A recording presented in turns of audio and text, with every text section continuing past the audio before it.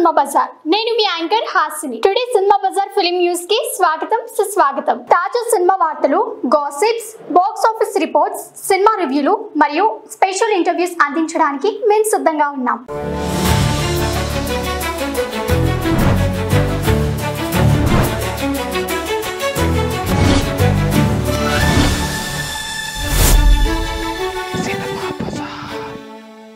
విజయశాంతి గారికి full fever అయినా Buradagunta scene చేశారన్న డైరెక్టర్. వారాంతంలో విడుదలైన పాజిటివ్ టాక్ దక్కించుకున్న అర్జున్ సన్ ఆఫ్ వైజయంతి సినిమాతో దర్శకుడిగా మంచి మార్కులు కొట్టేశాడు ప్రదీప్ చిలుకురే.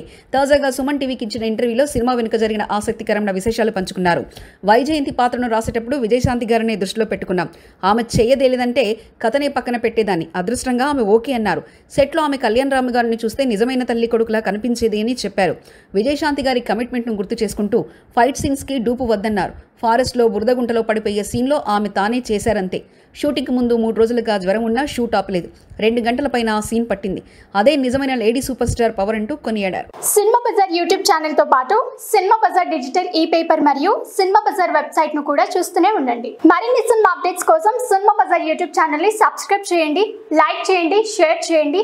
మీ అభిప్రాయాలను కామెంట్స్ ద్వారా తెలియజేయండి. మరిన్ని ఇంట్రెస్టింగ్ అప్డేట్స్ తో మళ్ళీ కలుద్దాం. చూస్తూనే ఉండండి సినిమా బజార్.